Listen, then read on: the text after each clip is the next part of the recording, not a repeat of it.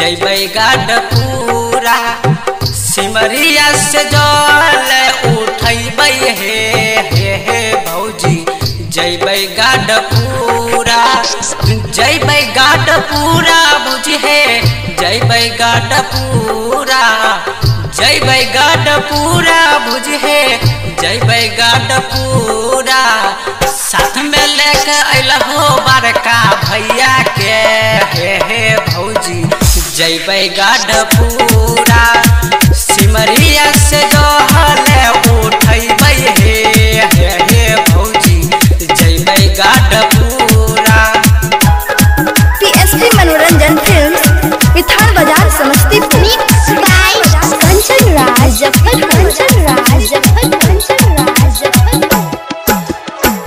बड़ा सुंदर लागे देखे में कमरिया बड़ी दूर से आइल बाबा के दुआरिया भोला बाबा के गोर तुला हे भौजी जलवा चढ़ाव सिमरिया से जल उठैबै हे भौजी जैबै गाडपुरा।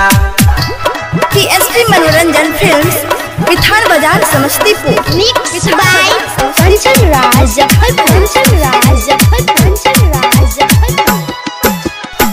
सिंगर शिव कहै सुन भौजी मोर हे लाखों में एक छिकै बाबा के मंदिर हे भोला बाबा के जोल तुढ़ार हे भौजी जल्दी तू चला सिमरिया से जल उठैबै हे भौजी जैबै गाडपुरा जैबै गाडपुरा भौजी हे जैबै गाडपुरा जैबै गाडपुरा भौजी हे जैबै गाडपुरा साथ में लेके अइलहो सजन ते बराबा के हे भौजी जल्दी तू चला सिमरिया से जल उठैबै हे भौजी जैबै गाडपुरा।